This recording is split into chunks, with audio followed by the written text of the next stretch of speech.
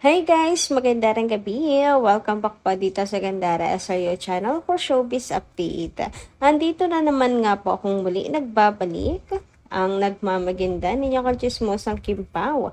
Wala na pong iba ang lokaret na si Gandara upang maghatid sa inyo ng latest update and fresh happenings patungkol kina Kim Chiu and Paolo Avellino. And para nga sa gabing ito, ang tatalakayin naman po natin at pag-uusapan ay may kinalaman po dito sa pagtapat ni Paolo Avellino.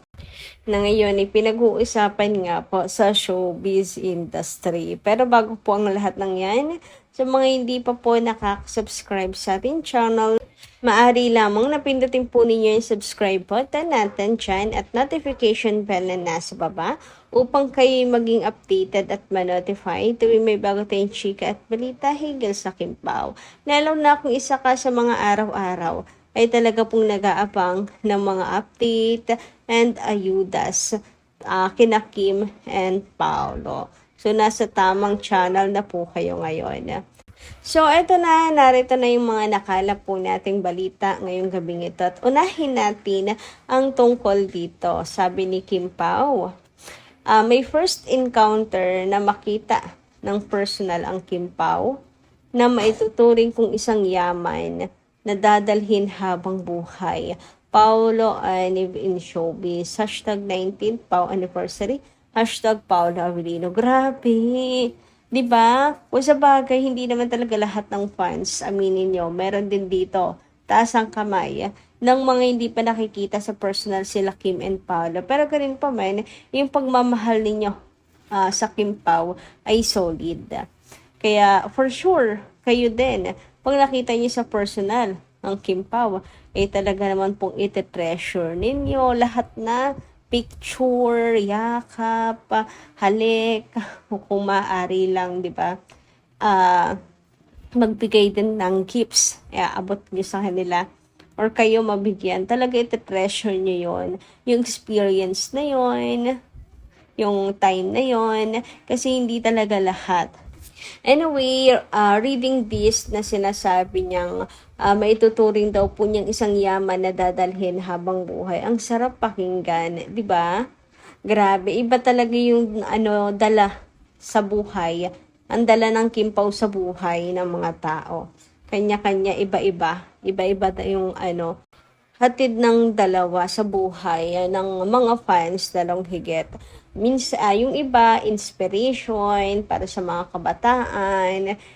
Sa iba naman, syempre, good health kasi happy feel nila ang Kim Pao. And of course, sa iba, ipamtanggal po ng pagod. Basta nakita po nila ang Kim Pao. Iba-iba yung role na nagagampanan ng Kim Pao sa buhay ng mga fans. Anyway, eto naman po, nakita natin sa X na isang araw na nag-conduct po ng Christmas party ang Kim Pao Universe. Grabe, ayan o, nagsama-sama po sila. For sure, hindi ito kompleto, pero maganda na pag ganito, nagkakaroon po sila ng time magkasama-sama. Ayan o, for sure, dami nilang napagkwentuhan, napag-usapan, and for sure, nag-enjoy din po sila. Lalo na siguro kung nandyan po mismo sila Kim and Paolo. Sa meantime, speaking of Christmas, si Kimi naman po, ayan, at nakapag-design po ulit ng kanyang Christmas tree. So, ito po yung entry ni Kim ngayon ng kanyang Christmas tree. Ang ganda. Sabi nga ni Kim dito, just designed my Christmas tree in 2 hours and it felt good. Ayan, ang saya dito ni Kim Chiu. Ang ganda ng Christmas party, nung Christmas tree niya. And aminin ninyo, bilang Kimmers din, isa yan sa inaabangan ninyo, 'di ba? Entry ni Kim ng kanyang Christmas tree. Yung isang nag-viral niyang designed, yung pabaliktad na Christmas tree. Kasi daming gift nandun sa ilalim di ba? So, isa yon. Tapos ito, ang ganda ulit. Talagang dedicated si Kimi. So, super ganda at ang laki. Sana all na lang talaga. Hindi, charot lang. Pero, to be honest, ang ganda talaga. 'Di ba? And, ayun, mukhang White Christmas yung team ngayon ni Kimi. Tapos, 2 hours niya lang ginawa. Wow. Yeah, iba talaga si Kim Chu. Samantala, dumako naman nga tayo dito sa pagpapakilig ng Kimpaw sa Thanksgiving party. Iba din. Aba talaga naman. And si Paolo, guys, wag kayo. Si Paolo, humihirit at saka may pagtatapat. Huy, may pagtatapat talaga naman. So, eto nga, sabi dito, mukha yatang may something na talaga na namamagitan kina Paulo, Abilino at Kim Chu. Ayaw pa lang nilang umamin. Hoy, hindi for me umamin na talaga ang Kim Pao. Plus, nung itong Christmas party nila na to, or Thanksgiving party pala, sinabi na niya doon na in love ako, di ba? Huy, grabe naman nga yun. So, ayan.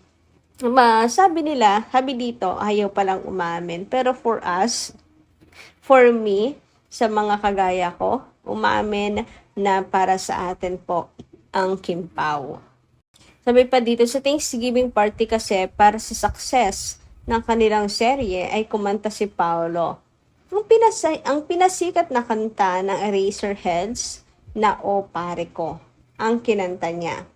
Sa isang bahagi ng kanta ay may pinalitan siya na lyrics. Instead na in love ako sa isang kolehiyala, ang sabi niya ay in love ako sa Mala Estela. Huy! Ang Estela ay ang pangalan ni Kim sa kanilang serye. Kasi naman, Pao, bakit kasi pahapyaw pa? Bakit pahaging pa kasi? Dapat kasi sa in love ako sa Maladyosang Chinita. Huy! Ganon. Yan naman kasi. Charot lang. Pero aminin nyo, kinilig rin kayo noon, di ba?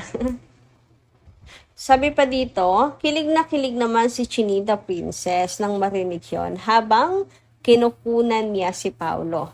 Siyempre, mas kilig ang kanilang mga panay, ang Kim Paulancia. Idinaan pa raw ni Paulo sa kanta ang pag-amin niya na in love siya kay Kim, sulat ni Romel Placente. Eto yun eh. Ayan o, si Kim pa talaga yung nagbi-video. Kim, baka naman, pakilabas naman. Pakilabas naman yung paki-upload naman ng mga video mo dyan. At yung mga nakatago pa sa baul, baka naman, charot lang. Anyway, so eto na nga yun. Di ba nga, ang itiri naman talaga ni Kimi, si Paolo. Talaga namang all out din naman sa pagpapakilig. And for me kasi hindi yan magiging lyrics si Paulo kung wala talagang sila 'di ba? At saka I don't agree naman sa sinabi ng article na Kim Paulanch, mas kinilig ang Kim Paulancia. Kasi alam nyo, ramdam ko yung kilig ng mga nila doon, co-stars ng mga staff doon kahit hindi Kim Paulancia. Pero shippers din sila at the same time talaga. Hindi lang fanis. So sa bagay, matuturing mo na rin silang fanis ng Kim Pao kasi kinikilig sila kina Kim and Paolo. No? So basta hindi lang mga fans, hindi mga co-stars, mga staff doon, ang buong team, The Alibay, talaga namang yung hiyawan, yung kilig talaga nila doon, hindi mapigilan. So talagang shippers din sila, kinikilig din sila, and all, ganyan.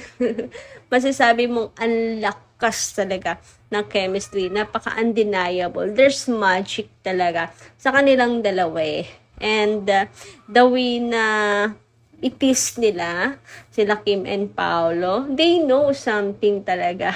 May nalalaman po sila. So, grabe din talaga yung panunukso ng mga tao sa kanilang dalawa. And si Kim naman, di ba?